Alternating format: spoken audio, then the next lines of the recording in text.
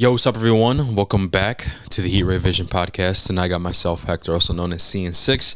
And with me, I got Hav. Yo. And no Jazzy yet. Yet again, man. He's not here. God damn. I know, bro. I'm doing his job, man. God damn. Fuck, bro. Fuck this guy. He's out here having fun. For real, right? While we're working. That's crazy. It's crazy man. work, That's crazy. bro. But yeah, guys, Jazzy's not here, but welcome to another episode of HRV News. But before we actually get into it, I'd like to remind you guys that you guys can listen to us on Spotify, Apple, and YouTube.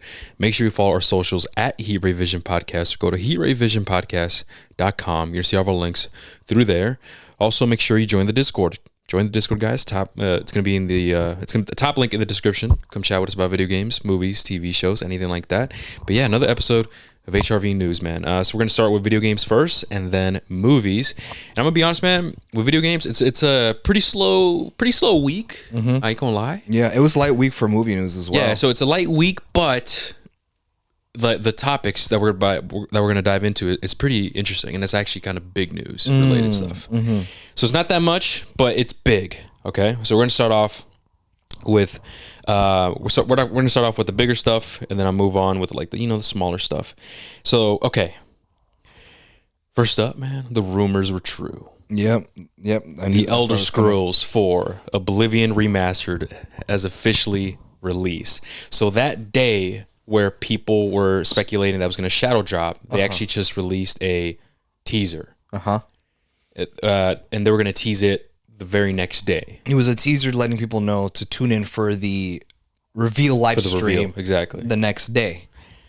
And they revealed it, and they also revealed that it came out that same day, man. That's fucking wild. That's fucking wild. It's fucking wild, dude. And I think we talked about it maybe, 2 weeks ago, where I think I brought it up. Like, oh, bro, there's rumors about going on, And the fact that it's finally here, bro. I was so hyped, dude. I'm like, dude, no fucking way. This is real fucking life. And I actually haven't played yet. Yeah. I haven't played yet, man. I want to play. I just can't right now. I'm playing, as of right now, I'm playing Expedition 33 because we're doing a Should You Buy episode when Mario comes back. So I've been playing that. Hopefully, I want to get as much hours as I can so we can film that pod or record that pod. And then I'll probably dabble in some Oblivion, man, remastered. But yeah, so I got some details here with Oblivion. So it was a rebuilt from the ground up using the Unreal Engine 5, right? Has updated leveling system, some elements from Skyrim, and Sprint was added. So that the OG game didn't have Sprint. They added Sprint here and other advanced movements. They updated the movement system, so like you could run. I believe there is a skill now where you could actually dodge. Like there's a dodge button. So they updated the movement. They also updated the audio, updated combat animations and gore. They recorded new lines of dialogue, so each race sounds more unique. And it includes all DLC expansions. That is Shivering Isles and the Knights of the Nine. So all of that for $50. I was gonna ask, like, how much it was going to be. $50, man. So $50. It's on. It's out now on PS5, PC, Xbox, and as always, Xbox Game Pass. So, and in the first 5 days, Oblivion Remastered hits 4 million players. How many? 4 million. How many days? In 5 days. Oh wow. 4 million players in 5 days. But yeah, Oblivion. So that's like the details on Oblivion. People are saying, "Oh, it's a remake," and I thought so too. If you look at it visually, man, dude, it's a visual overhaul, bro, dude. Well, it's when like was a remake? When was Oblivion released? Like during what game era? PS3, Xbox 360, bro. So the same as Skyrim. Yeah. So Oblivion came out in 2008, I think. Oh, okay. And then Skyrim was in 2011. Yeah. Okay. And obviously Skyrim was a lot more polished graphically and also movement wise. And people who play Oblivion, you guys will know what I'm talking about. So people are thinking, "Oh wow, this is a remake." I thought it was a remake too, right? Now people actually started playing and I've seen a bunch of clips. I've seen a lot of people's descriptions of the game, and now I understand why it's a remastered instead of a remake. Okay. Because it looks like a modern game, Unreal Engine 5. It's also 150 gigs or something. Yeah, Damn. I think it's like 150 or no 129. Sorry, 129, 130, something like that. And the first Oblivion game was like not even 10 gigabytes, I think, obviously, because Xbox 360, PS3 era. But the reason why I say I understand why it's a remastered is because visually it looks like a modern game. It looks fucking great, but it still plays like an older game. It still plays like Oblivion. They updated the UI. They updated some movements, so it does feel a little bit different. But the terms of combat, the way you, I guess, traverse through the world, the quests and everything, it's remained the same, and it feels like an old game. I haven't played yet. I'm only gathering this information from people that actually played it, but they say visually it looks fucking amazing, but it still plays Oblivion, and they kept some things in there. So they kept some funny, well-known like glitches or exploits that you could do in the OG Oblivion. Okay. There is a line in one of the quests where the woman speaking, like they fucked up in Oblivion where she's speaking her line and then she says, "Oh no, let me do that. Let me do that again." Yeah, that was in the original game, and that's funny. And they kept it. And I saw the clips of how they brought it back for a remaster. Yeah, and I listened to it. I'm like, no way, this is real. What the fuck? It is. It was funny. Yeah, and I mean, hey, everyone makes mistakes, right? So that was in the Oblivion game, and they kept it. So I understand why it's a remastered, because a remake, I feel like it would play completely different. A good example of that is Silent Hill 2. If you play Silent Hill 2 on the PS2 and you play Silent Hill 2 on the PS5, it's completely different. Even the combat, it feels different. Some of the scenes that we get are remade. It's different locations, different events happen in different order. So I can see why it's a remake. Versus here, everything is fucking faithful. Like the quests, the world, everything's faithful. It just looks visually better. Same thing with the UI. They touched a bit on the leveling system. It's a lot better now. It's not cluttered. And they added sprint and then the dodge mechanic. So I definitely get it. I'm excited to play it.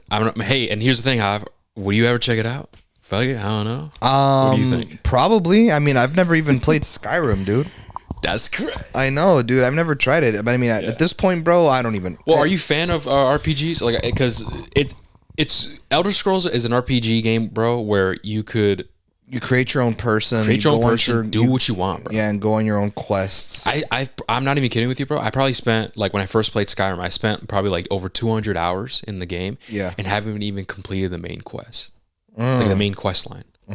Like that's how deep Elder Scrolls goes, bro. You could do whatever the fuck you want, any order, essentially. And also with the remaster, going back to the remaster, why it's a remaster is because even some of the flaws that Oblivion had in the game return here. And one of the flaws that many people did not really like with Oblivion was, and I remember this too, is that the level scaling was weird when it came to enemies. So, for example, if you could be a low level and you enter an area, but for some reason the level those enemies are super fucking tough and like would match your level when you're in an area that's not supposed to be that way. Does that kind of make sense? Yes. So that was a critique I remember that people had in Oblivion, and with me, I mean, when I played it at the time, it didn't really. I guess I didn't hold it to that extent because I was also like 11 or 12 years old. Yeah. Because I played it after I played Skyrim, and I still prefer Skyrim. Definitely. I have more hours on Skyrim.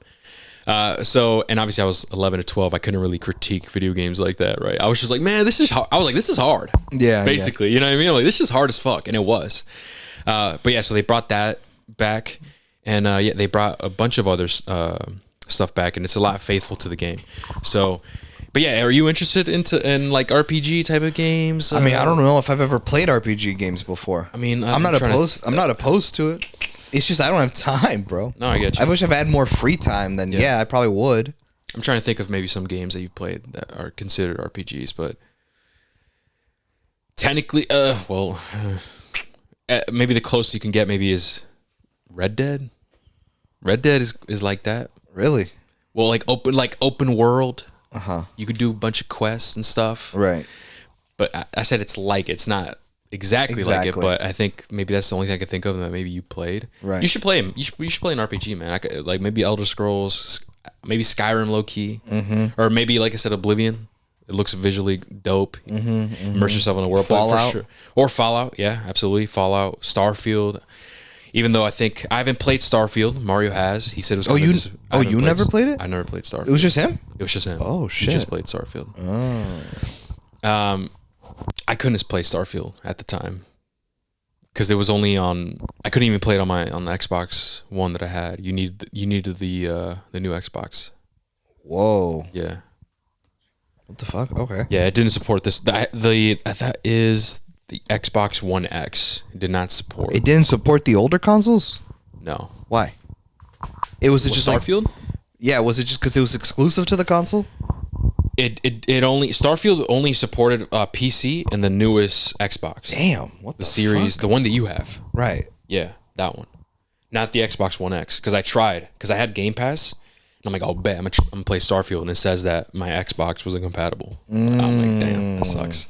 So I never actually got to play it, and at the time I didn't have a PC either. So Mario ended up playing it, and he told me it was like, all right, but I still want to play it. I want to give I think maybe I probably might have enjoyed it more. I don't know than Mario. I don't know. But yeah, so that's Oblivion, man. Oblivion Remastered, bro. Finally has made a return. I'm excited to play that. So the next big thing that I have here is that we finally get a release date for Ghost of Yōtei. And that was exciting. Yeah. That was fire. So Ghost of Yōtei releases on October 2nd. Release date is fire as well. So for a long time, people were speculating, man, who's dropping what first? Are they waiting for Rockstar to like drop a release date so they can maybe stay clear from it or not? Right. And I guess they were tired of waiting. They said, "Fuck it, man. We're gonna drop it in October." And I think that'll be fine. I have a feeling that GTA 6 might drop like in November or late October. Okay, something like that before the holidays. They have to take advantage of the holidays, man. I got you. You know what I mean? But okay, some of the information that I have for Ghost of Yōtei is that they released the prices. So actually, you know what? Before I get to the prices, quickly go back to Oblivion. What do you think about the $50 price tag for that game? I mean, it's not too overly expensive. I think for a remaster, for this what people are calling it, if it was, a remaster of an old game shouldn't be too expensive, but I can understand added mechanics and better visuals would probably justify maybe going from like a 40 price point to 50. So 50 I feel like is just right, especially for what the game is offering. Yeah. If it was offering like a full price $70 price tag, I think would have been too much. Oh, for sure. I think a $70 price tag for Elder Scrolls, to be a remake, bro. Exactly. Yeah, it had to be a complete. It would have to be like remake. a from the ground up remake of it. Yeah. That I feel like would be more justifiable. Yeah. So 50 is fine. Yeah, I definitely agree. But okay, going back to Ghost of Yōtei, yeah. So the standard edition is going to be $70. Okay. It's kind of expected. Right. Right. The digital deluxe edition is going to be $80. Yep. Expected. The collector's edition. I saw this. There's a collector's edition, man, which I think includes the game itself with a steelbook. I think maybe some art pieces like art book or whatever, and it comes with the character's mask. Yeah.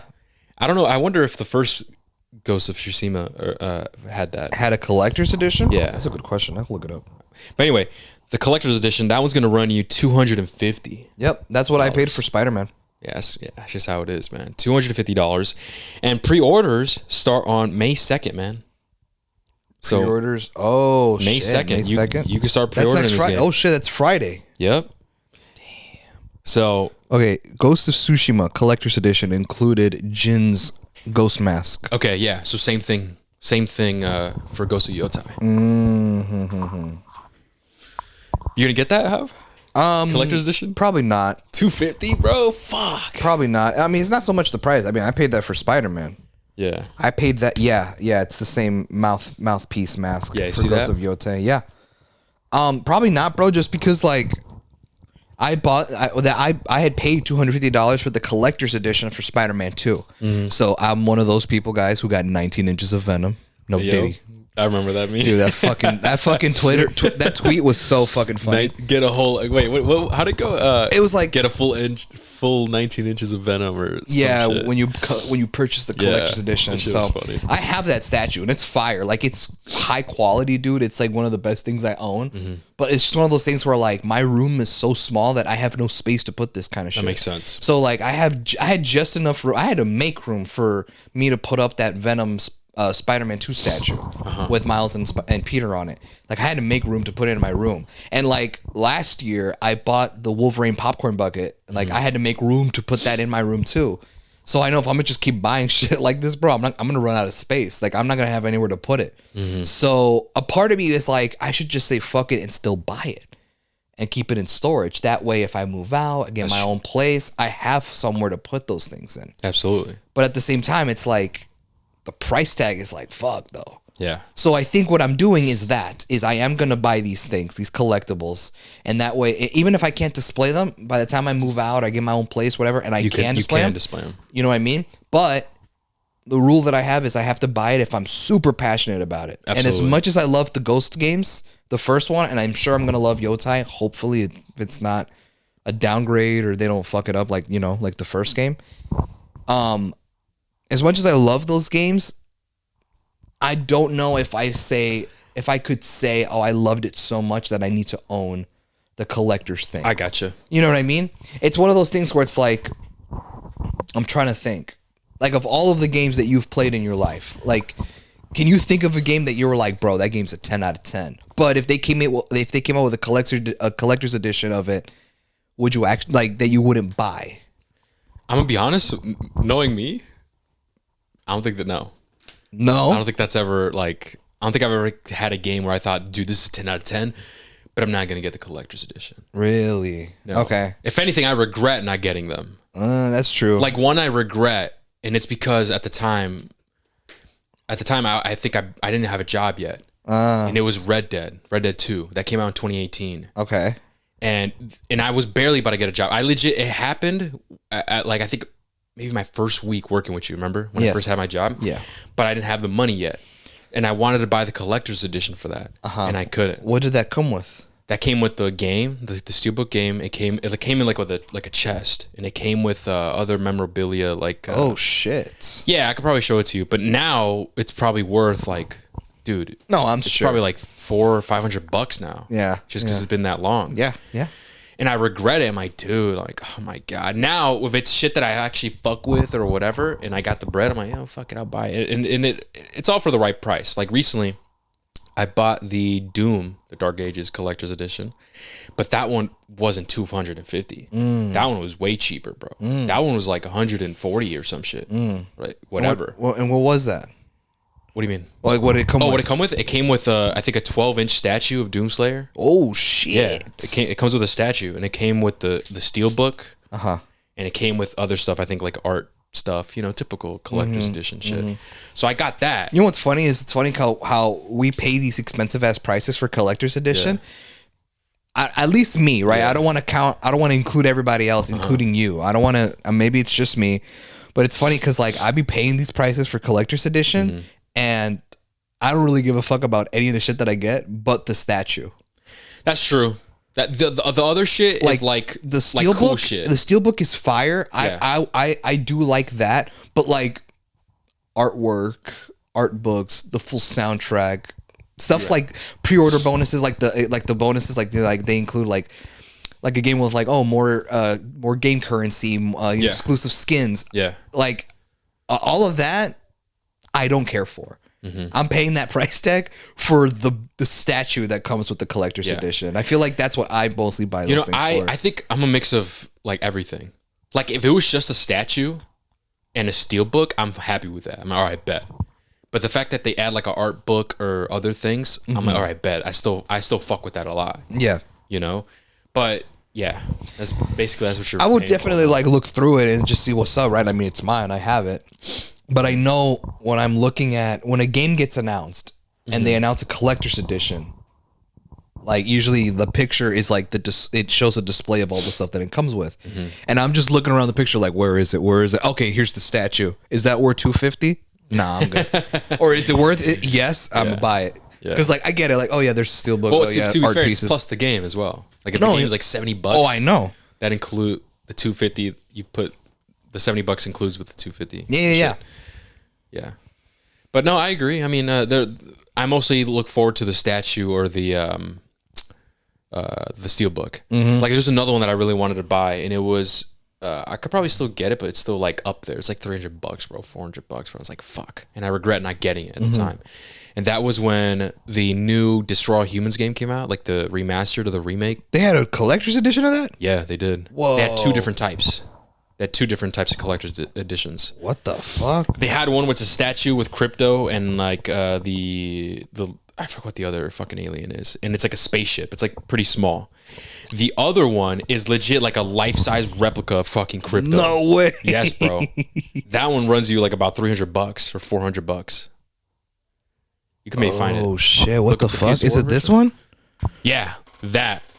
Isn't that fire? That's fire, dude. I want to buy that bitch. Oh, and this one, and then the other one. Yep, that's the other one. Okay. I regret not buying those. Holy shit! Wait, how tall is this? 23 inches. 23 inches. Do I have my tape measure? That's almost two rulers. It's almost 2 feet. So we get a reference of how this looks. I got my tape measure. 23 inches. Yeah. So like this big. That's huge. Yeah, bro. Look at that. That's fucking huge, bro. Yeah, 60 centimeters. Yeah. Dude, what the fuck? Comes with a backpack, a little keychain. I said life-size replica. That would have been probably 2 feet or 3 feet. I don't fucking know. It is 2 feet. It's 23. 2 feet? Well, 23 inches. It's only 1 inch off from 2 feet. Oh, yeah, okay. I thought it was a life-size one. Never mind. Like compared to humans and shit? Yeah. No, that would have been too big. But either way, that's huge. That's fire. Isn't that huge? Yeah. Dude, so I'm like, dude, I hate that I didn't get it. And they're up for sale for like $300, I just saw $400. 400. Yeah, I see. It's like, fuck. Another one that I regret not buying is the Space Marine 2 Collector's Edition. And it has Titus, like, holding the alien and shit. Look it up. That one's hard as fuck. I regret not getting that one. Oh shit, dude, this is that was pretty huge. That one's huge. Yeah, that one's pretty huge, bro. It's pretty tall. It's pretty tall. I want to say like it looks big. I want to say like what, 15 inches or some shit, something like that. Holy shit, this is fire. Yeah, man. I regret not getting that. That one probably runs you about like 300 now or some shit. I have no idea. But Lieutenant Titus hand painted resin statue. 8.2 inches by 6.9 inches. Oh, 8.2. That's still pretty tall. 1.265 kilograms. 8.2, so it's like this tall, maybe? Yeah. Roughly. That's still pretty big. I think what I said is just really wide. And then wide as well. Really wide. So it's how tall and wide it, because it's like a circular looking statue. That one's badass. Fuck, dude. But anyway, to answer your question off, I don't think so, man. I think I always wanted to get if I could, I would. No, absolutely. I think we 100%. both would. Like, if we could, if we had the space and the money. Yeah. Like, if those were not issues, I probably would be. Oh, I'd probably be the one buying 2 of them. So I could give you one. I'd be like, yo, Hector, here. Dude, I know. Like, if I was rolling in bread, like, I probably would have gotten the Assassin's Creed Shadows Collector's Edition. And, like, I didn't really fuck with the game like that. It's just, like, cool as fuck to have the statue. Like, you know what I mean? Like, like, I'm a collector, man. Like, I fuck with that. I know what you mean. Like, I would even collect a game that's whatever, but I like to have it, like, in my collection. It's like, all right, you know? It's how much is I know, it's kind of weird. So here's a question, really quick, before we move on to the next piece of news. I'll make it quick. Because I know you said you've tried it, but you've never invested in and have beaten Ghost of Tsushima, have you? No. So I have not. The game came out in 2018, right? I actually bought it and I tried it out. And the story mode is separated by 3 acts, like a movie. I made it to Act 1 and then I fell off the game because the Avengers game by Square Enix came out. Oh, yeah. And I played that. And then I just kind of like... People are screaming right now. I know. They're like, why do you abandon No, here's the thing. Everyone can suck my dick. You abandoned Ghost of Tsushima for Marvels, bro? Fuck them. I don't give a fuck. And Mario said the same thing too. Y'all could go fuck yourselves because you're not gonna fucking look at me and tell me that I dropped the ball because I dropped Ghost to play Avengers. Because no one fucking knew this game was gonna flop until after it came out. How the fuck could you have known? Oh, we were all hyped for Starfield, and now look at y'all. Y'all wouldn't have known unless you played it. So how the fuck you're gonna come at me like it's a fucking Avengers game? What, you mean to tell me you're too good for an Avengers game? Fuck you. Hell no. There's no way. But anyways, that's my rant. I would get that collector's edition. That one is pretty cheap, actually, because of the game kind of flopped.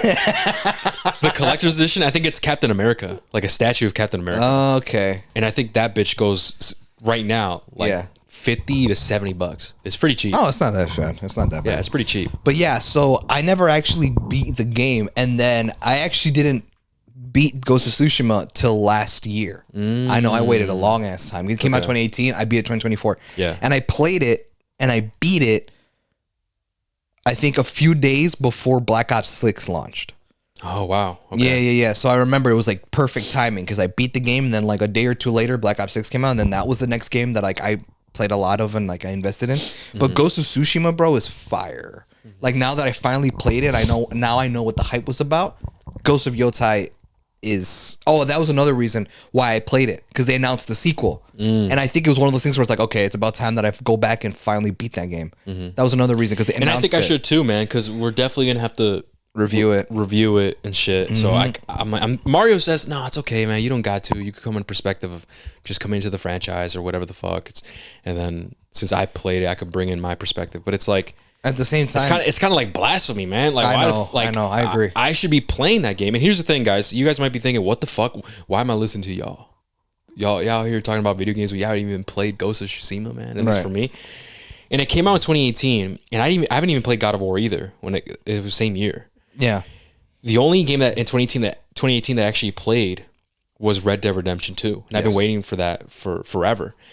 And even then, that was the year, and even like up until I want to say recently, man, where I just wasn't playing video games at all. I just was not playing fucking video games. I wasn't keeping up with the industry. I wasn't keeping up with the new games coming out. And yeah, the only game that I played that year was Red Dead Redemption 2, and then everything else, like, remember COVID? I mean, we would hang out. I would just not play. Yeah. And the only time I would ever play was on the weekends, and that would be like Call of Duty. Warzone and shit, and I don't count that, you know. So it's just unfortunate, man. Like, fuck, if it came out now, I would definitely check it out, and I do plan on doing that. Same thing with Death Stranding. Death Stranding also came out during the time where I just wasn't playing video games, and that one's coming out this year. Definitely want to check it out, and yeah. But I got to play Ghost of Tsushima. I did play the beginning of it, not all the way through. I also touched on the multiplayer as well for a little bit. That was kind of interesting, pretty fun. But yeah, I definitely got to go back and finish it. But I still have more details of Ghost of Yōtei, and that is it's built only for PlayStation 5, optimized for enhanced visuals and performance on PS5 Pro. Takes place in 1603. Over 300 years after Ghost of Tsushima. It's set around Mount Yōtei in northern Japan. Features grasslands, snowy tundras, and diverse landscapes. Fire. Vegetation that sways believably in the wind. You know, typical. I mean, we saw that in the first game. Yeah. Plus, you play as Atsu, a female warrior seeking revenge for her slain family. We'll talk. I have info on that as well. Atsu is able to completes bounties, odd jobs to fund her quest for vengeance. Okay. We get introduced to, I believe these are weapons, Dachi, Kusarigama, and dual katanas. I know I butchered that. But yeah, launching in 2025. And yeah, we're also getting PS5 Pro and PS5 themes of Ghost. We already saw that, Yōtei, Ghost of Yōtei themes and shit. But yeah, so that's some details, and I actually have the story. I have the official story synopsis of Ghost of Yōtei. Did you ever? No, I didn't. Into it? I didn't see this. Okay, so it starts with 16 years ago in the heart of Etso, called Hokkaido in present day. A gang of outlaws known as the Yōtei 6 took everything from Atsu. They killed her family and left her for dead. pinned to a burning ginkgo tree outside her home. But Atsu survived. She learned to fight, to kill, and to hunt. And after years away, she has returned to her home with a list of 6 names: the snake, the oni, the kitsune, the spider, the dragon, and Lord Saito. One by one, she's hunting them down to avenge her family, armed with the same katana used to pin her to that burning tree in all those years ago. But while Atsu's story begins with vengeance, she'll find there's more to her journey than just revenge. As she explores Etso, Atsu will meet unlikely allies and forge connections that will help her get a new sense of purpose. So that is the official synopsis. That sounds fire. It sounds fire, but it also sounds familiar. I was just about to say that too. It sounds familiar. And when I saw this official synopsis, I'm like, I kind of sighed, bro. I ain't gonna lie. Because it's like, fuck. We already got that. Yeah. With Assassin's Creed Shadows. Oh. I was gonna say something else. What? The first Ghost game. Well, I haven't played it, so I couldn't make that connection. I won't spoil it, but it's another revenge quest. Okay. So Ghost of Tsushima, you play as Jin Kazama. I think that's his name, right? Yeah, right. Unless I just name dropped the Tekken one. Oh. The dude from Tekken. Oh my god, I think I did. Anyway, well, his name is Jin, just like the dude from Tekken, and he's also on a revenge quest, which is why he becomes the ghost, right? So when you read that, it's like, okay, so it's another protagonist once again on another revenge quest. Okay. That's how I took it. Yeah, I couldn't make that connection because I haven't played it. I thought, well, yeah, I know you didn't play the first Ghost game, but I thought maybe you knew that. No, I'm gonna be honest with you. I don't know anything about Ghosts. Like I said, I didn't want to go into too much spoilers, but it is a revenge quest. I got you. No, I thought of AC Shadows, bro. That's what we got. We haven't played it. No, I played the intro, and I know that. And that's what it is. Is you play as Naue, and you're seeking revenge, and you have this circle thing of all the members of that clan or whatever the fuck that killed your father. Gotcha. And she's on a revenge quest, doing quests that lead up to a specific person, and the main objective is to kill everybody in that clan, avenge your father type of shit. Gotcha. That's what it is. And so, and also you could do it at any order you want as well. Right. Another detail in Ghost of Yōtei, you could also do the same thing. You could go after anyone in any order. That's what it says. Mm-hmm. So I just made the connection. I'm like, oh, what? It's soup. I feel like I just played that. Mm-hmm. Sure, I'm not comparing them. Where like I already know that Sucker Punch and this game will probably be written better, obviously, than Assassin's Creed Shadows. Right. For sure, absolutely. But it's just I can't help to make that comparison. It's like, damn, we already got that. Mm-hmm. Do I want to see that again? And it's kind of like, is this all y'all got for the like Japanese storytelling, like a revenge quest? Oh, you killed my family. Like I'm gonna go get your ass. Like yeah. You know. It's kind of almost redundant at this. It's like, damn, we're getting this again. Interesting. But obviously, I do think it probably might be better. I probably might enjoy it more. We'll see. But I'm just worried that because of that, I'm going to not feel it. Because it's like, damn, I already did this in Assassin's Creed Shadows. Yeah, you know? That makes sense. But we'll see. So that's all the information for Ghosts of Yōtei. So moving on to the next news here. And it's about Nintendo. We have some Nintendo news. And that Nintendo's pre-orders are finally rolling out, man. Yep, I saw. That was a few days ago. And in fact, man, they sold out. Yeah. Pre-orders have sold out, man. That's absolutely insane. And so via Bloomberg, Switch 2 pre-orders estimated to be 6.6 million globally. And it's estimated that Nintendo can produce 6 to 8 million by June 5th. So for reference, that is the biggest selling console launches ever are the PS4 and PS5, tied at 4.5 million. Switch 2 is looking to smash records. That's fucking wild. And this goes back to what we said, man, the fanboys, they don't give a fuck, man. Hey, man, fuck this. Lower the price down. You can pre-order this today. I bet. I'm going to pre-order it. Like, fuck, man. And I said this before. I already knew that Nintendo was not going to be affected by this. I already knew, man. Like, it wasn't going to be like Xbox. The reason why is because Xbox had a competitor, like an actual competitor that was there chasing on their fucking tail, which was PlayStation. Nintendo does not have that. Nintendo does not have that at all. Right. And the fans are just on a whole, dude. Dude, I don't know what it is, man. The fans are just a different breed, bro. Yeah. We talked about it. You have a friend. Then we have Everardo, right? Yeah. And it's like, and actually, shout out to Ramiro. He messaged me in DM saying that he has a friend as well. Who's like that, and said that he would pay $100 for Mario Kart. Oh my God, bro. So what the fuck is going on? What's going on with the Nintendo fanboys? I don't know, dude. Like, what? I don't get it. I really don't get it. But hey, you can't hate on them, man. I guess it is what it is. Nintendo could do whatever the fuck they want, and look, it's sold out, man. It's sold out, and it's projected to break records, man. That's insane, bro. Yeah, dude. And you know what's even more insane, bro? Speaking of Mario Kart, is that people have been trying to purchase Mario Kart at the Best Buy website, and that has caused the site to crash. Fuck. So you could buy every other game, it's fine, but the page that links you to Mario Kart and you trying to buy that game, it just crashes. It won't let you. That's how many people are trying to buy this fucking game. No, bro. Wild, bro. That's crazy, man. I'm a Nintendo hater, man. Fuck it. I don't give a fuck. No, I'm playing. Okay, from what we talked about for Mario Kart, it seems cool. Okay, fine. Yeah. I'm just more concerned about the prices. I'm gonna be honest, with the Switch 2 price, I kind of expected that. I'm okay with that. Yeah, me too. I'm like, you know what? That's fine. Too. I understand the type of features that they have is actually kind of revolutionary, and it's like, all right, you know what? Fine. That's doable.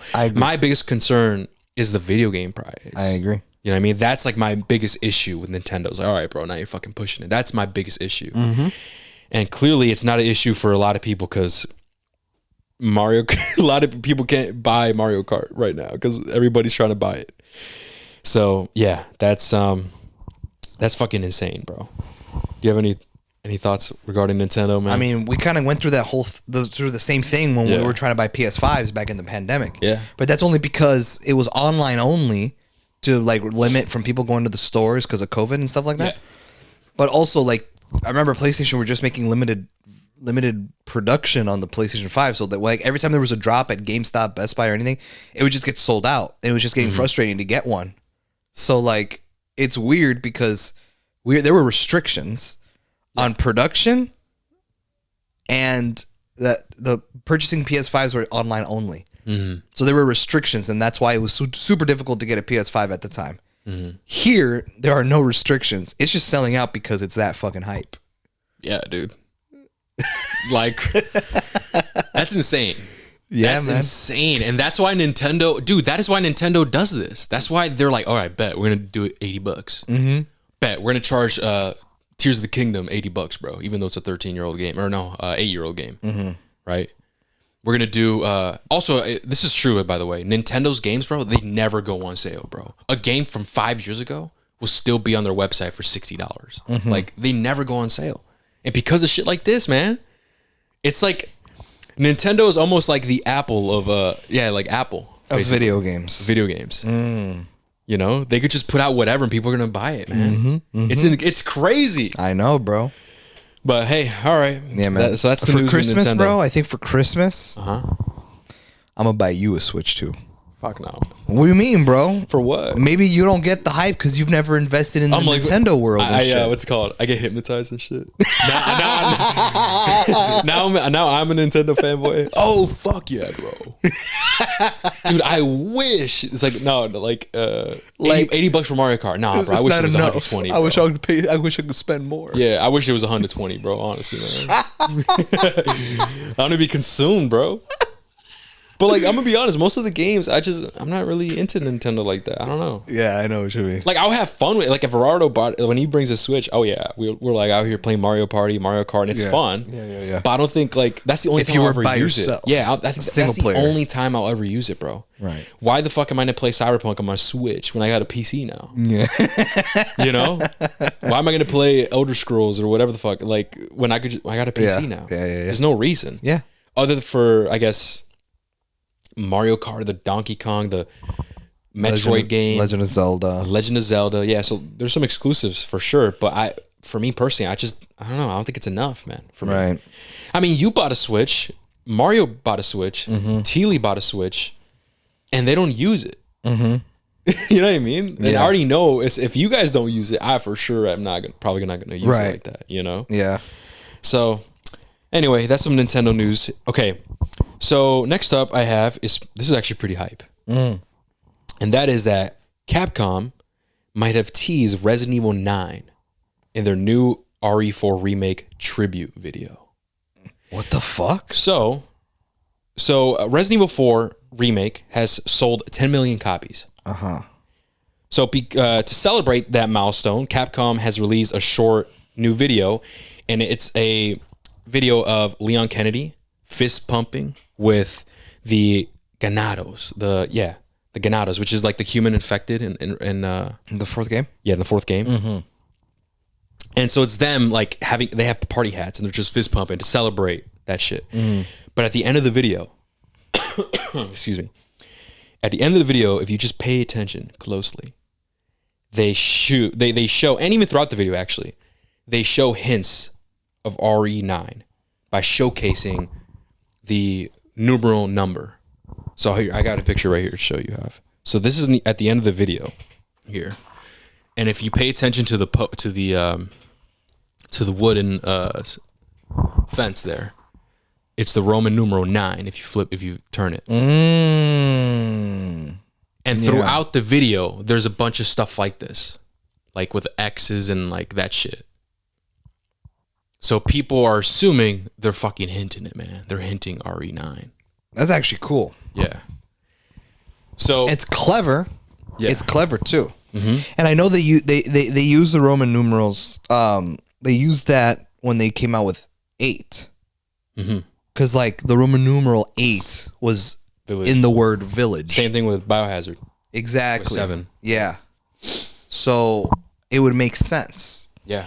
And so people are just hyped as fuck. Like, oh my God, like they teased it. At least we know it's real. But yeah, that's pretty cool, interesting news regarding Resident Evil.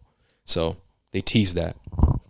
Next up I have here is that the first Mafia, the Old Country gameplay trailer is announced. And that will be playing at PAX East. And that is, PAX East is another big gaming event.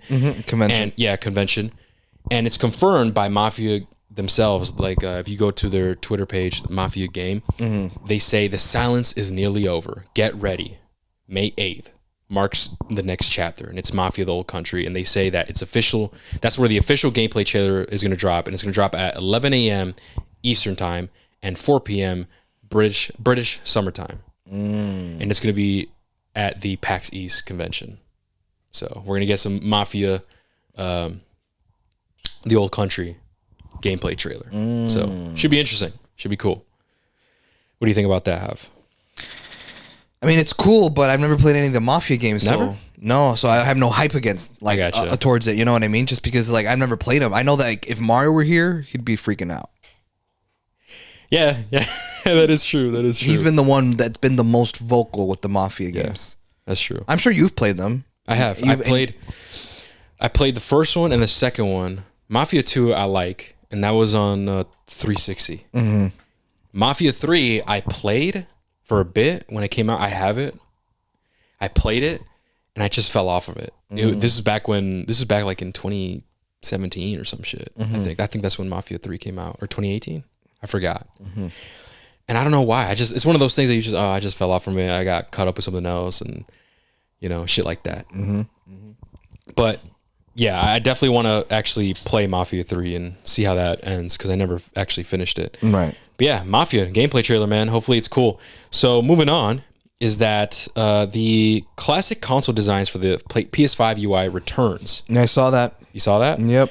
So it's going to be, they're returning. Well, I guess they just did, rolling out on April 24th as the time of recording. So yeah, what was it, the 30th celebrate? The 30th? It was the 30th anniversary. Yeah, where they brought those classic UIs like PS1, PS2, PS3, and PS4. And it looks like the home screens of each of those respective consoles. It's fucking fire. It's fire. So they came back. They're finally back. Okay, next up, moving on, is that we got some new information on EA Skate, the reboot game. and that it's confirmed by the developers that it won't be playable offline. Oh, what the Yeah. fuck?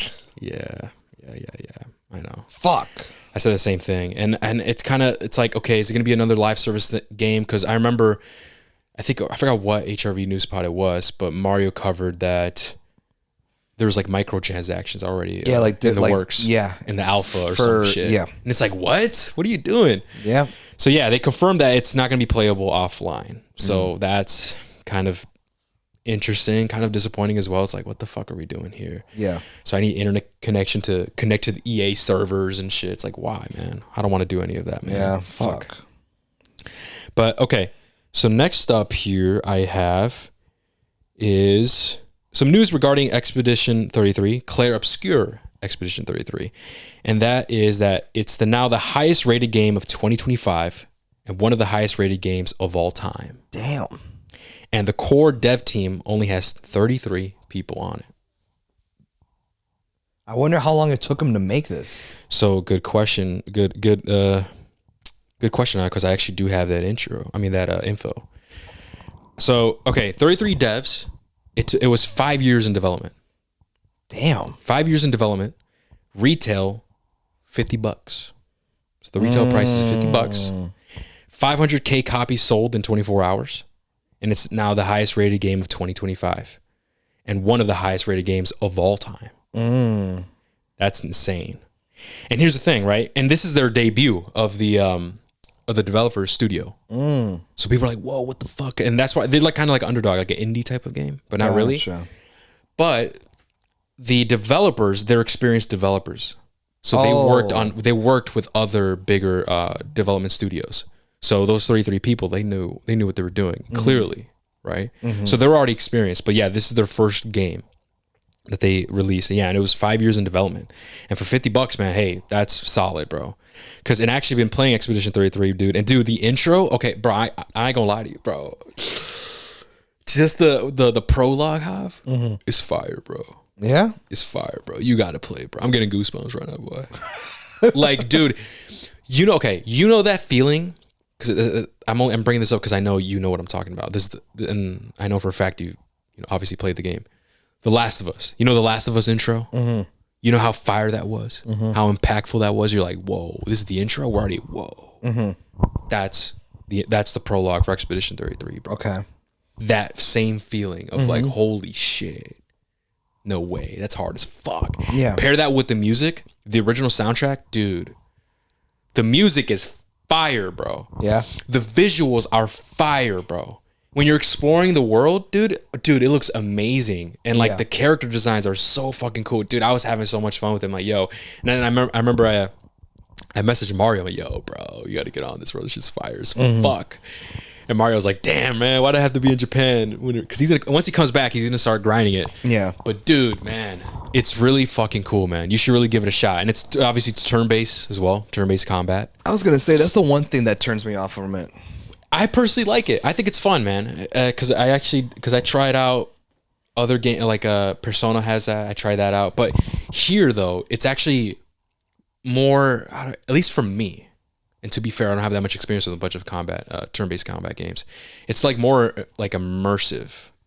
Like it's turn-based, sure, but you could still parry. You could like dodge, like in real time. You could build your own skill sets. Like you add like certain skills and to your characters and shit, to your expedition. And it's really cool. The visuals are really cool. Same thing when you guys are fighting, taking turns and shit. It's really visually appealing.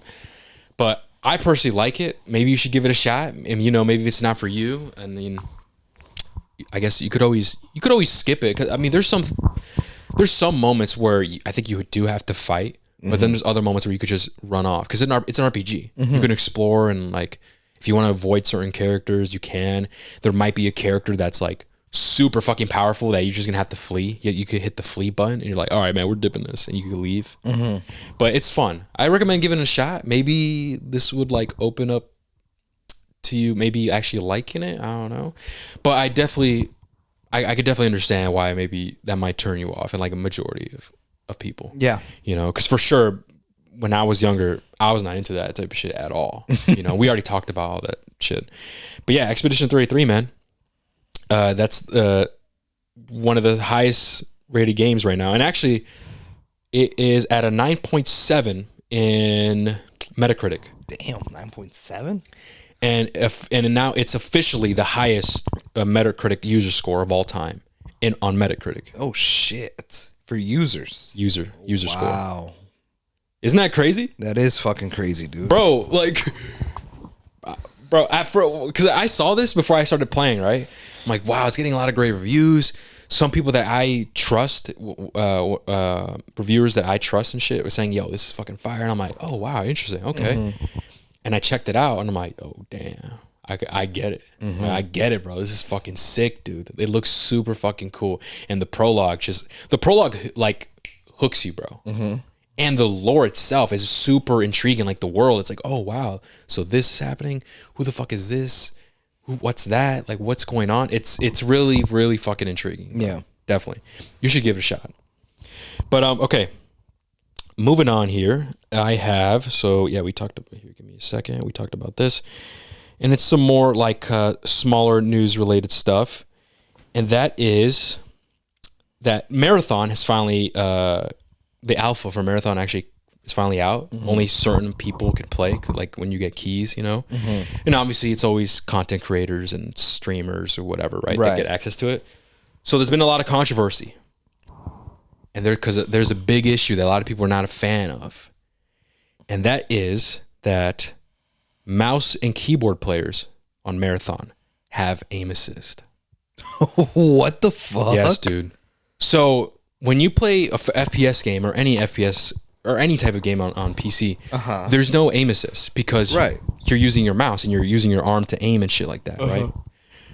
And obviously on controller, you're using your thumbs and shit. You obviously need aim assist and shit. So there's aim assist for mouse and keyboard players on Marathon, and we a bunch of clips surface from streamers and shit. Going crazy. It looks like aimbot, bro. It looks like aimbot, and they're like joking, like, no way, this is so fucking cool. Like, look, we have aimbot, like whatever. Well, I mean, because their aim is already good, right? And imagine with aim assist, bro. It's like, what the fuck? So you see a bunch of clips coming up of people just lasering people, and that caused controversy, man. Saying, yo, what the fuck? That's an issue. What? It shouldn't be that way. Yeah. And obviously the controversy as well is that, well, hey, if PC players don't have aim assist, console players shouldn't have aim assist either. Like, that's a whole another thing, debacle as well, which I fucking disagree, bro. Dude, I'm new to PC, bro. I'm new to PC. Mm-hmm. And I was playing, what was it? I think I was playing Left 4 Dead on PC. I was playing No Room in Hell, which is another, like a zombie game on PC. And my aim, and keep in mind, I don't adjust my settings like the DPI. I don't know any of that shit right now. I'm still learning. And I don't even have a mouse pad. You know what I mean? And like, I know, guys. People are listening. Yo, what the fuck is wrong with you? Listen, guys. I got to get a mouse pad, but I'm gonna be real. I just haven't been playing on PC as much lately. But I do plan on getting a mouse pad. And Mario and Danny would be like, "Yo, what the fuck is wrong with you?" But my aim is still there, though. Yeah. Like, my aim is still good for not having a mouse pad and me being new to PC, bro. And it's like, bro, imagine someone playing on PC for 5-10 years, FPS games. Like, they're going to be really good. Yeah. So me as a newbie, my aim was solid. Like, dude, imagine these pro players or these people that play daily and shit. It's not the same, bro. Aiming on the mouse, dude, is way easier than aiming on controller without aim assist. Dude, have you ever tried without aim assist on controller, bro? No.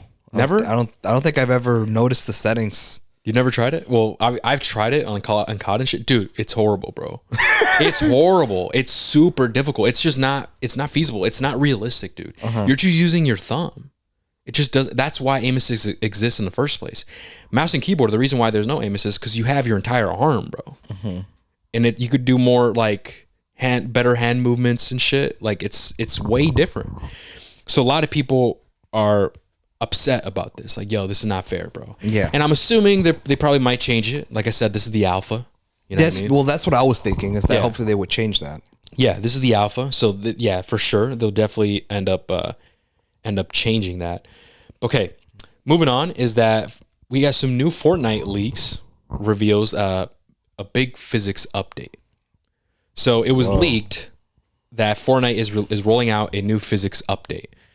And there's been videos, I actually saw these videos of like there was a video where they have like a bunch of like big what do they call it? Bowling pins, and they get knocked over. There's some blocks that get knocked over. So think of it like like in Battlefield, there's like destruction and like physics and shit. Right. They're gonna add more of that in Fortnite. So they're gonna add maybe structures or maybe items around the world that move around and bounce around that might hit you off and shit. That's just more, cool. yeah. So that was leaked. That is slated to apparently they say July to September of 2025. But it was leaked. There were some videos, and I actually saw those videos. So yeah, that's the Fortnite leak. And moving on is that the last piece of news here that I have, and I thought was kind of funny, kind of interesting, is that a Call of Duty player gets stopped trying to bring a zombies and monkey bomb replica on a plane. I saw this. Did you see that? Mm-hmm. So yeah, so this guy has brought a monkey bomb from Call of Duty on a plane, and TSA was like, "Yo, what the fuck?" And so and there's an official Facebook post here that I have that's by TSA, and then they uploaded that they posted. They said, on today's episode of #Prohibited Items Week, we present Call of Duty baggage ops. Our officers at Boston Logan International Airport had a what the frag moment when they discovered this replica explosive device in a passenger's check bag. This monkey may rack up points in the game, but in real life, leave the gear for your loadout screen, not your baggage. Replica weapons and explosives, no matter how cool or collectible, aren't allowed in either carry-on or checked baggage. Not sure if your loadout gear is good to go? Reach out to Ask TSA by texting squad, and they give out the number. What the fuck is this post? So yeah, they're just trolling, man. It's an official TSA Facebook page, and they posted this. That's funny as fuck. Hey, man. I'm gonna be honest, bro. Like, what the fuck? Like, what was he thinking, man? Like, why would he bring that, bro? That is true, dude. There's dynamite, bro, on the back of the fucking monkey. I know. So yeah, TSA obviously knew that it was a replica, knew it was fake, and they just made like a funny post saying that, hey guys, don't be bringing shit like this. No replica explosive or guns are allowed at all, even after your checked baggage and shit. Right. So I thought that was funny. Now the question is, how will that guy get it home? That's a good question. I don't know. I think it's one of those things where maybe they have to take it from him, man. Like, hey, you can't take this with you, man. Sorry. I don't know. Unless maybe you can mail it. That's what I was gonna say. Like, imagine if Mario wanted to buy that in Japan. How the fuck is he gonna fly back with it? So that's what true. I'm thinking is probably just like international FedEx or UPS it has or something. To be that way. Because how else can you transport that? You can't. That's true. So that's my thing. It's like, imagine if we fly out to another state for a convention and we buy something like that. We have a Japanese katana. A replica of a katana. It's fake, obviously, right? Right. But it's like no. You pull up to the line and you just have the katana on your back. It's like, sir, it's like, what? Is there a problem? Is there a problem? You have a sword on your back. It's like, oh yeah, so what? It's a replica. It's like, no, you can't take this on the plane. But what were you gonna say? You pull up to TSA and they stop you. Hey man, you can't bring that. Come on, man. It's just you with an energy sword. What do you mean? I can't. What do you mean? I can't. Probably. Probably. I mean, they said weapons, so like that is considered a replica weapon. What if it's a lightsaber? Yeah, hey, bro, you can't rock. What the fuck? Come on, man. We're trying to fly safe. We'll take it here from. What if they say that? Hey, we'll take it from here, but they keep it. And they're just playing with it? Yeah, they just keep it and shit. That's funny. But no, but you're right. Yeah, Mario probably won't be able to bring any weapons or anything like that. But it makes sense, bro. TSA, dude, they're on their shit. No, and that's they're good. Super strict. No, super that's good. strict. Good. Because imagine if they allowed that and then someone it was an actual bomb or like inside was a bomb, or whatever. You never know. Yeah. But I'm glad that they made like light of it. You know, they made a joke about it. So yes, but I also hope the guy didn't get into too much trouble because obviously he wasn't trying to cause nothing. Yeah, like it's literally a fucking toy. Yeah. Like it's not real. No, yeah. I hope they didn't confiscate it. Yeah. I hope they didn't he didn't get into too much trouble.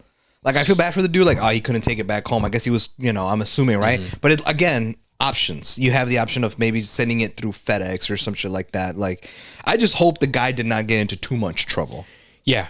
And I actually, let me see. Yeah, I actually don't have any information regarding to that, whether he got in trouble or not. But based on the post, I'm assuming he's fine. Yeah. Based on the lighthearted post, I'm assuming he's fine. But yeah, there are some things where TSA will be on your ass for sure. And that's good, bro. It's good to know that we're safe. No, but you get in trouble for sure if you actually brought like a loaded gun or a gun. Absolutely. They won't excuse that. Obviously, if this is a toy, they might be like, hey, all right, you can't bring this on. We'll take it from here. Or is there anyone that maybe you could mail it to yourself from here or some shit, whatever. But I think if you bring a magazine or an actual weapon, loaded weapon, then yeah, for sure. Because there's some strict rules about weapons. Like you need to have the weapon and magazines and bullets all separated in a case, and that has to be transferred. I forgot the rules, but it's very strict rules regarding the guns and even knives and shit like that, bro. But yeah, I thought that was funny. I wanted to clue that in here just because it was also a slow week. But yeah, that is everything that I got, man. For video game news this week. Man. So moving on to movie news. Same thing, man. I mean, I have quite a few pieces of news, but none of them was really big, so we might go through them pretty fast. I somewhat tried my best to organize them from bigger news and trickling down to smaller news, but I might end up. It might be a little bit out of order, but it's fine. We'll move. The first piece of movie news is one that I think, personally, I consider this to be the biggest news that came out this week. Okay. And that is the Academy announces all members must watch all nominated movies in each category to be eligible to vote at the Oscars. Dude, I saw that because apparently before, those people were allowed to vote without even seeing the movie. Yeah. What? That's stupid to me.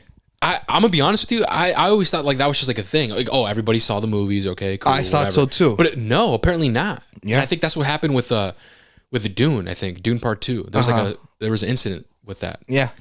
Where some dude was like, I didn't vote for that because I'm not gonna spend another 2 hours watching Dune or some bullshit, something like that. So maybe they did that after that incident or some shit. Probably, bro. But this is news to me because I thought this is something that they've always been doing. Me too, bro. I'm like, what the fuck? That's so dumb. Yeah. So and the fact that they're now going to start doing it, and keep in mind the Oscars been going on for almost a century. Yeah, dude. So it makes you wonder, what the what other movies have been snobbed? Yeah, that's so weird. That's crazy. And it says right here, the Academy will track viewing via the members-only Academy Screening Room streaming app for films watched elsewhere, like at screenings, film festivals, etc. Members will have to fill out a form declaring when and where they watched the film. Okay. But that makes sense. That should have been a thing, man. That's what I'm thinking. That's what I was saying. Fucking insane. That's what I'm saying, dude. That's what I'm saying. All right, moving on to the next piece of news. The rumors of a split fiction movie are confirmed to be true. I saw this. They are working on a live action split fiction movie, and Sydney Sweeney has been cast as in the live action split fiction movie. And I was like, oh. Yeah, me too, man. I'm going to be honest with you, bro. I know she's mostly known for Euphoria. Yes. I've never seen Euphoria. Look, I only know her from fucking Madam Web, and that shit was bad, man. Yeah, I mean, listen, I'm gonna get called an asshole, but she's known for being in Euphoria. Okay. And big titties. Oh, man. No, I know that sounds like I'm trolling. Yeah. But if you go on social media, there are motherfuckers simping over this bitch. It's like her thing. Dude, it's there's people who make memes and shit because of it. My favorite, I'll admit, some of them are funny. My favorite meme is when it's Sydney Sweeney in an interview said that she felt ostracized by the size of her breasts. And someone commented, they're big, but I wouldn't say they're ostrich sized. No, that's funny. That's actually like, funny. okay, I'll be like, okay, fine. Like memes like that are funny, but like, yeah, that's mainly what she's known for. A lot of people just know her for those two things. And I'm gonna be honest, man. After seeing her performance in Madam Web, dude, it's just fuck no. She's a little better in Euphoria because I saw Euphoria, but season 2, they take a direction with her character that I was just like, I didn't give a fuck. I'll admit, like season 2 of Euphoria, I feel like is way inferior than season 1. Season 1 was actually solid. Yeah. It was actually interesting in my opinion. Season 2 of Euphoria was not it, and now they're currently filming season 3, which is weird because like season 2 came out years ago. Yeah, and they're just now filming season 3. And a lot of people thought it was going to get canceled because of how long of a hiatus it was, but no, they're filming season 3 right now. And I'm gonna be real, I'm not going to be interested to watch it, but. Yeah, I mean, she's a little better in the show, but nothing too crazy, in my opinion. You know what I mean? And I don't think that'll work, man. I really don't think that. Because Split Fiction, dude, most of it, of the crazy, awesome shit, is the game levels. Yes. How the fuck are you going to bring that into live action? How is that going to work? And I'm going to be honest, like, one of the biggest critiques that Mario and I had was that the characters in the overall narrative was weak. Compared to everything else. Like, it was still, like, it was good, but it's like, it could have been way better, you know? Yeah. And so, I don't know, I'm just not confident with her being casted because it's like, well, I didn't like her in Madam Web. Right. And I don't know, dude. I don't know, dude. Is there some other scenes like is she only in Euphoria? No, she's done a bunch of scenes, bro, where she's constantly getting fucked, bro, and like sexual shit. That's bro. Euphoria. Oh my god, it's like that's Euphoria. Euphoria is very sex driven. Oh, okay. It's like another, not as excessive as Love Lies Bleeding, but it's a lot of that. Okay. Yeah. Interesting. So okay, like I only see scenes like that, and I'm like, what the fuck am I watching, bro? Yeah. And then Madam Web is the only one where I actually saw her act, and it's like, all right, bro, this is not good. Like I'd rather switch back to your porn. Hey yo, no, no, absolutely not. But Sydney Sweeney cast in the live action Split Fiction. I have some details. So John M. Chu has been chosen to direct. Okay. John M. Chu is the guy that they selected to direct the live action Split Fiction movie. I pulled up his previous work. He has directed Step Up 2 The Streets. Oh man. Step Up 3D. Oh man. G.I. Joe Retaliation. Now You See Me 2, Crazy Rich Asians, In the Heights, and both Wicked movies. Oh. Okay. I mean, I've seen Step Up 2. And then what was the other one? The Hawkeye? No. G.I. Joe. G.I. Joe. Now You See Me 2. Crazy Rich Asians, I remember, was a comedy movie that came out years ago. I saw that one too. Which one? Now You See Me. Now You See Me. The second one? Yeah. Yeah, he did that one. I saw both of them. And it says right here, this is news to me. I guess I can say this real quick. He's directing an The Places You'll Go movie. What is that? It's this Dr. Seuss book. This one? Oh. He's directing the movie for this. What the fuck? Yeah, set to come out 2028.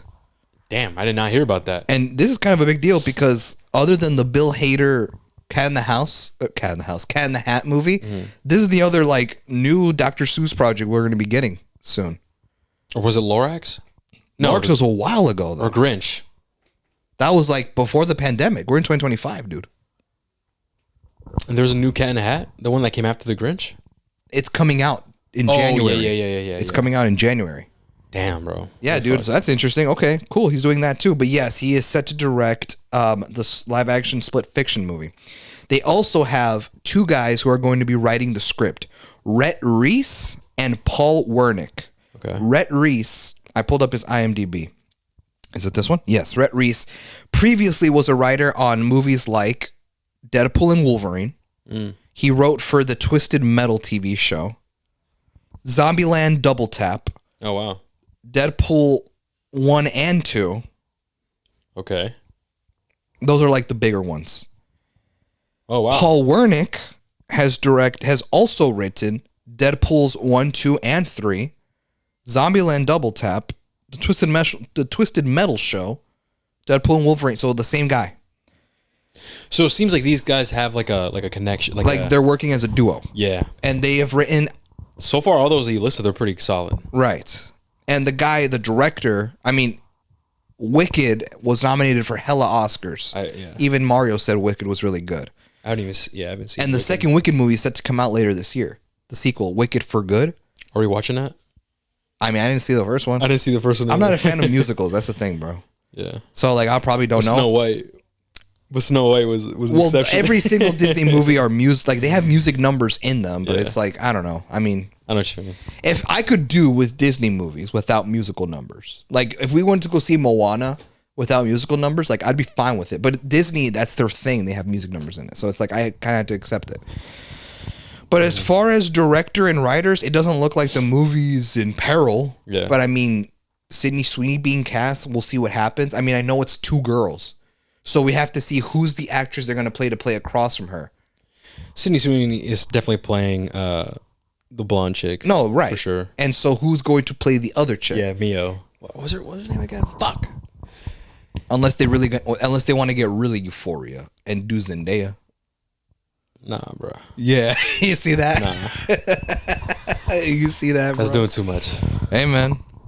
But all right, I guess Split Fiction. I'm just curious to see how the fuck that it's gonna do well, man. Because it's like most of its charm and most of the cool shit is the levels, man. Yeah. And it's like, dude, you need a huge budget if you're gonna be able to replicate some of that, dude, or something. And like, you're gonna have to improve on the characters as well. Because if you aren't gonna go all out on the levels or the CGI whatever, then that means the narrative has to be strong as fuck. That's true. But we'll see. All right, the next piece of news I have is Nick and Carlton Cuse are reportedly working on a new Star Wars TV series for Disney, for Lucasfilm. They have written episodes for TV shows for projects like Lost. I've never seen Lost. Everyone talks about it. I haven't seen it either. But you've heard of it, right? Yeah. Lost. The Strain, Watchmen, and The Leftovers. Yeah. Damn. Okay. So yeah, they're working on a new Star Wars project, those guys, so we'll just have to see. It seems like it got announced to like this week, so I bet it was just recently confirmed. Nothing was shown at Star Wars Celebration, so I don't think Mario knows about that. Next piece of news. The official title for the sequel of Ready or Not. So Ready or Not was a horror comedy movie that came out a few years ago. I thought it was fire. I went to go see it in theaters. It's really, really good. It's very enjoyable. But however, it ended in a way where I was like, I don't think it would need a sequel, just kind of based on how the movie ended. I won't give out spoilers in case you want to watch it. But now you said it was good? You said you liked it? It's really good. I loved it. I think it was one of my favorite movies that came out that year. Okay. And now it is confirmed that it's going to be getting a sequel with its official title. So the movie was called Ready or Not. Okay. Because it's a movie about hide and seek, and I'll just leave it at that. Because I think the charm of the movies, you got to watch what the movie's about for you to understand. The sequel, the official title of the sequel is called Ready or Not. Here I Come. Okay. That's pretty cool. And it's currently filming. Yeah. And the cast attached to the project is Samara Weaving, Catherine Newton, Sarah Michelle Gellar. Catherine Newton? Yes. Oh, man. David Cronenberg, Nestor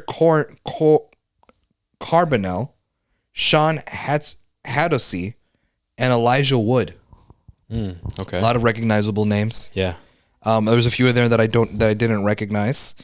I mean, we'll just have to see, bro. I don't know who. I didn't look into like who's directing the project and stuff like that, because the people who made Ready or Not made the Scream movies. Scream 6 and 7. I think 5 and 6. Screams 5 and 6, the reboot ones. And so they're the ones that made those movies, and because of that, that's why I knew those Scream movies were going to be good. When I heard that who was going to be writing and directing it. So I don't know if that team that did they do Abigail? I think they did the Abigail movie too. Oh, really? The ballerina vampire chick. See that one? Yeah, it was cool. I liked it. It's enjoyable. I gave it like a 7. So I don't know if they're returning to do this movie. If they are, then I'd be more excited for it. But as of right now, no details on that. Okay. Moving on. This is interesting because this is a piece of news that I saw recently, and it's giving the implication that it's already been filmed, it's finished, it's edited, and like it's now set to release this November. I'm talking this year, bro. And this is weird because I have not heard that they were going to make a sequel. But dude, November 21st in theaters. Apparently we're getting a sequel to Sisu. Really? Yes, bro. This year? Coming out this year.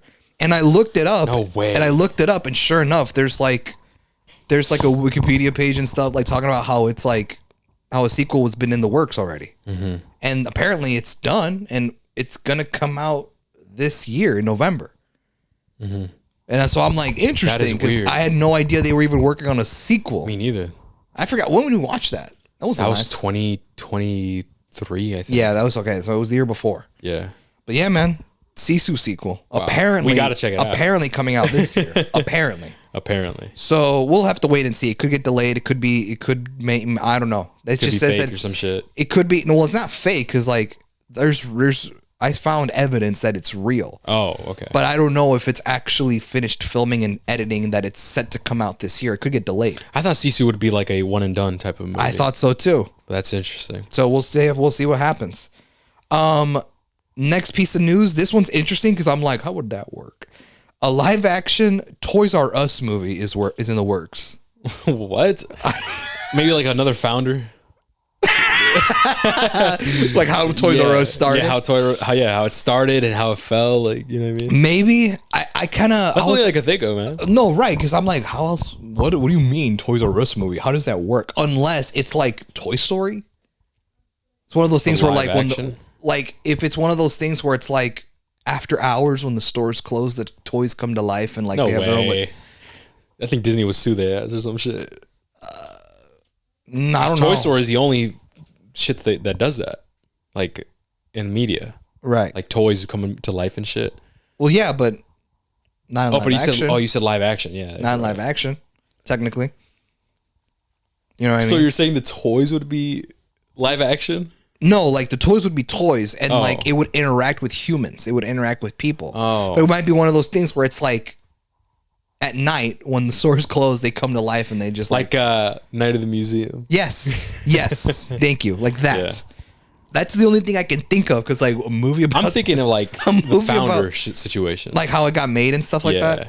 Maybe, but like if it's a Toys R Us movie, Toys R Us is a store where you went to go buy toys and shit for kids. I think it would be more catered to kids. So I'm predicting a PG movie that is going to be more family friendly, more targeted towards kids and families, and it's going to be more lighthearted. And rather than being a dramatic breakdown of how a store like that got made. And who knows? You might be right, but I just think, considering how Hollywood likes to think, like how they can make the most bank out of their buck type shit, that's how I feel like the direction. That'd be interesting. I wonder what toys they'd have, because it's like they'd have to like maybe pay a lot of people or some shit to use for their the toys. Licenses of like Barbie dolls and stuff like that. Like, probably. Damn, that's interesting. I wonder how that would work. Mm-hmm. Okay. All right, down to the last two pieces of news. Yeah. Now that we have here, this one's super quick. I'm gonna just get out of the way, and we pretty much saw this coming. Thunderbolts, which is set to come out this weekend. It's coming up next weekend, right? Yes. We'll have two post-credit scenes. Oh. Which one? It's a Marvel movie. They all have two post-credit scenes. However, the reason why I bring it up is because I don't know if you heard, but earlier this week. Yes, this week, not last week. This week, people have already seen Thunderbolts. Oh, yeah. Because the premiere happened, and you know when the premiere happens, it's the red carpet shit. They fly out a bunch of influencers.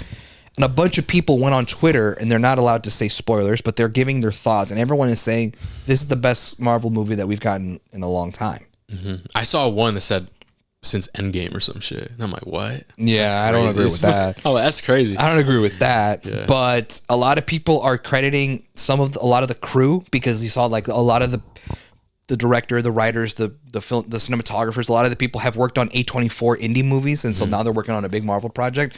People are crediting those people and making the movie so good. A lot of people are crediting to just like how good the story and the acting and the dynamic between the Thunderbolt characters are. A lot of people are saying, and I don't know if this is true, this could be bullshit, but I kept hearing people say that one of the post-credit scenes is fire. Okay. Like it's actually fucking lit. Not like the typical post-credit scenes we get where it's like it's a joke and it's like it means nothing. Yeah. No, I've heard it's actually fire. And a lot of people are theorizing, well, we know Thunderbolts are going to be in Doomsday. Does it set up Doomsday? And a lot of people think, I don't know where people got this fucking guess, but people think that we might get our first look at Robert Downey Jr. as Doctor Doom in one of the post-credit scenes for Thunderbolts. What the fuck? That's and me, crazy. I'm like, I wouldn't be opposed to it. I mean, I want to see that, sure, of course. But a Thunderbolts movie, I feel like Doctor Doom would not fit. It would fit more with Fantastic Four, which comes out 2 months after. So I feel like that would make the most sense. But then again, people are saying that one of the post-credit scenes are fire, apparently. Like, it's actually like fucking hype. Like, when you watch it, you're like, oh shit, I can't wait. And what is it? And so people are saying, ooh, Doctor Doom? So it's like, interesting. Yeah, that's what I'm saying. I'm like, I don't know if it could be that though. I don't think so. Yeah, I think it'll fit Fantastic Four. That's what I'm thinking. But hey, I mean, at least a lot of good reviews are coming out. Yeah, man. But could it be that, it's like, hey man, we flew you out. Kudu is a solid. Yeah. I'm of the people who are part of that conspiracy of like, are people actually fucking with it, or are y'all just being nice? So that's why I've always kind of like not taken it too much into account, and I just watch it for myself. But so far on with the trailers that we've gotten, it actually looks pretty good, man. Yeah, it does. It looks good. So it could be actually a really solid MCU movie. I was looking forward to it. This is one of my like those Marvel movies I've been looking forward to this year. Yeah, for sure. So I'm excited to see what happens. We got to see, man. And now down to the last piece of news that I got for the day. Sebastian Stan in an interview said the residuals he would get from Hot Tub Time Machine. Do you remember that movie, Hot Tub Time Machine? I do not. So Hot Tub Time Machine was a movie that came out like early 2010 era. Like Zombieland era. Like it was back when they were making more Kick-Ass and movies like that. Like this was back when like they were making comedy movies more. Yeah. Like right now, bro, comedy movies barely come out. Now it's just superheroes, it's reboots, it's remakes. Hollywood right now is kind of stale, low key. But back then they came out with a movie called Hot Tub Time Machine. It was a comedy movie. It was 90 minutes. It was about these group of guys who would get on a hot tub and it would time travel. And it was a comedy journey movie. Yeah. I've never seen it. I heard it's fire. I heard it's a classic. It's kind of like the way you're describing it, it reminds me of like a Pineapple Express, like those funny. It's one of those. Yeah. It's from that era. It's like from that era, like that era of comedy. Pineapple Express is cool. I like that. Yeah, I like that movie. So it's from like that era where like this is the end and movies like that. So Sebastian Stan was actually in Hot Tub Time Machine, the first one. They made 2 of them. I don't know if he was in the second one, but he said the residuals he would get from Hot Tub Time Machine saved his career before he joined the MCU. Damn. Yeah. Wow. And there's actually a quote that that's included. And this is coming from Sebastian Stan. I was actually struggling with work. I had just gotten off the phone with my business manager who told me I was saved by $65,000 that came in residuals from Hot Tub Time Machine. Whoa. Wow. $65,000. Yeah, that's crazy. And to be honest, bro, like I've never seen the movie, and I don't even know. I mean, that seems $65,000 doesn't seem like a lot. So I think he was a supporting actor. He wasn't even the main cast, and yet he was able to get that much, and that helped his career, like living in LA and shit like that. Yeah. Do you remember when we did a super synopsis? We did a super review of Captain America: The First Avenger, and I said even after he did Captain America, Sebastian Stan was still struggling how to pay for his rent. Yeah. This all ties back to because back then he wasn't the action movie star that he is now. Yeah. Certainly he has not won. He won an award recently for playing Donald Trump in that movie, like the Donald Trump movie that he played. Which one? Either that or the movie he did with the disfigured man. I forgot what that movie was called too. But he won an award. Like an actual, and it wasn't an Oscar, but it was like a big award for his acting and stuff like that. And so this was before then. Like this was during this time where he wasn't established. So the fact that he worked on Captain America: First Avenger and he was still struggling to pay his rent after he did the movie. Yeah. And then this with Hot Tub Time Machine thing, it all makes sense. Like during that era in his life, like he was just struggling to live in LA and shit, bro. Definitely makes sense. Damn, bro. That's like a cool underdog story, Like holy fuck. Okay. Is there anything else? That's all the movie news that I got. And the only thing that we have to talk about is our thoughts on the new Predator Badlands trailer. Yes. That's the last thing that we have to talk about today. Do you want to go first? Or do you want me to go first? So first off, I looked up the synopsis. So Predator Badlands is being directed by Dan Trachtenberg. That's the guy's name. And he is the guy who actually directed Prey, which is the Predator movie that came out exclusively on Hulu a few years back. Never seen it. I've never seen any of the Predator movies. I know. I'm like, I know that's crazy, right? So I got to go back and watch those before this new one comes out. But it's being directed by him, and it is a new Predators movie that takes place in the distant future on a remote planet where a predator by the name of Dex gets exiled from his clan for being a runt, for being just super like small scale and like not being as strong and powerful as the other predator species, right?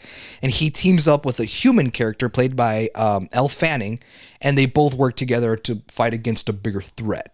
The synopsis is super short and vague for purposes, right? And the trailer we got was a teaser trailer. I mean, even then the trailer, I had to pull the synopsis to know what it was about. The trailer doesn't even tell you what the story's about. Yeah. So, because it's a teaser. So, like, it's very vague in its synopsis and the teaser trailer. But, like, that's basically what I was able to get. Yeah.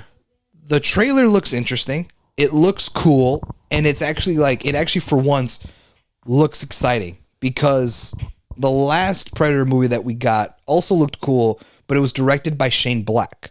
I think it was written by him, too. And that's the guy who did Iron Man 3. Oh, okay. And I know we haven't seen Iron Man 3. We haven't reviewed it for Cape Shit, but Iron Man 3 of the 3 movies is like the most comedic and funny of the Iron Man movies, if you remember.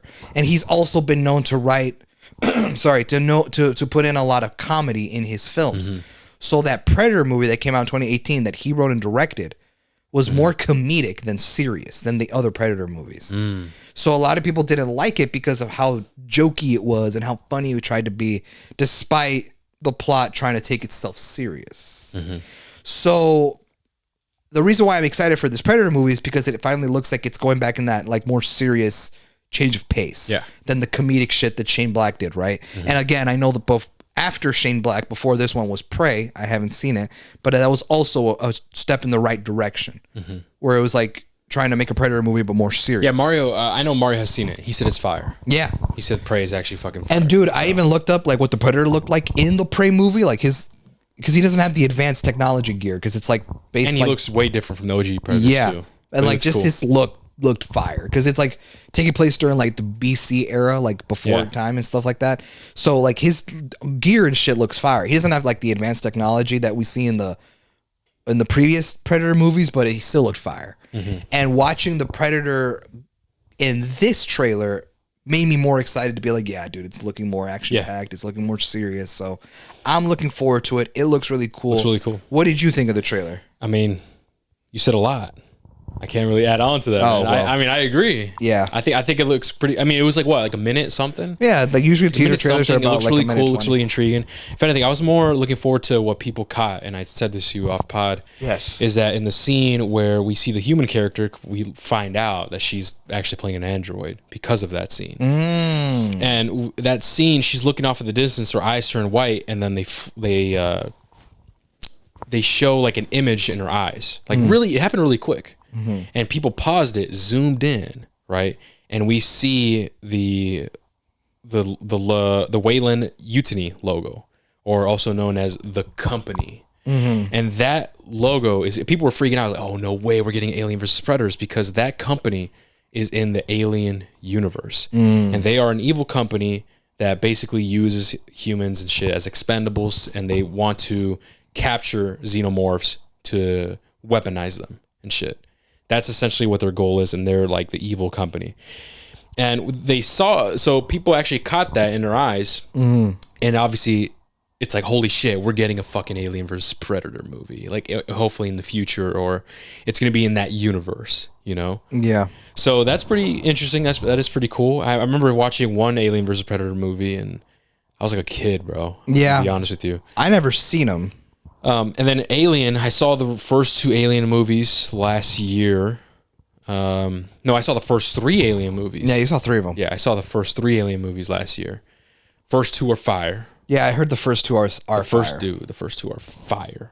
The second one, and it made sense. The second movie, bro, I'm like, yo, this resembles a lot of like Halo and how like the Marines like operate and react. And I'm like, what the fuck is going on here? There's a lot of, I'm like, it's giving off Halo vibes. And I looked it up, and apparently that the creators of Halo at Bungie took inspiration from that movie, Aliens, to make a Halo. So I'm like, oh, that's pretty fucking cool. I'm like, dude, I was watching it, dude. I'm like, dude, no way. This is like, this is Halo. This is some Halo shit here. So it's really fucking cool. First two movies are really cool. Alien 3, the third movie, it fell off for me, man. I heard. It fell off for me. I'm like, no, I heard the third one's not good. Yeah. I heard the one after that is terrible. I haven't seen that one. I just saw the first three. Yeah. Because then I just didn't have time to watch the rest. I just saw the first three in preparation for Alien Romulus. Right. But yeah, the third one fell off for me, man. But the first two, fire. I gotta watch the second one. I only saw the first one. First two, I'm not even kidding. At least in my opinion, 10 out of 10, bro. Yeah. In my opinion. Yeah, it's good. But yeah, so that is pretty interesting. A lot of people caught that, which is crazy. I wouldn't have caught that because it happened so fast. It happened super quick. It happened super quick. People zoomed in on our eyes and like saw that. And I'm like, what? That's actually crazy. So an Alien versus Predator movie or show might be in the works in the future. And we know that takes place in that universe and the whatever. So, okay. That's pretty damn interesting. I think that's it, right? Yes. That should be everything. So yeah, let us know what you guys think, guys, about all the news this week. But yeah, thank you guys so much for listening, and we'll catch you guys in the next one. Take care, guys. See you.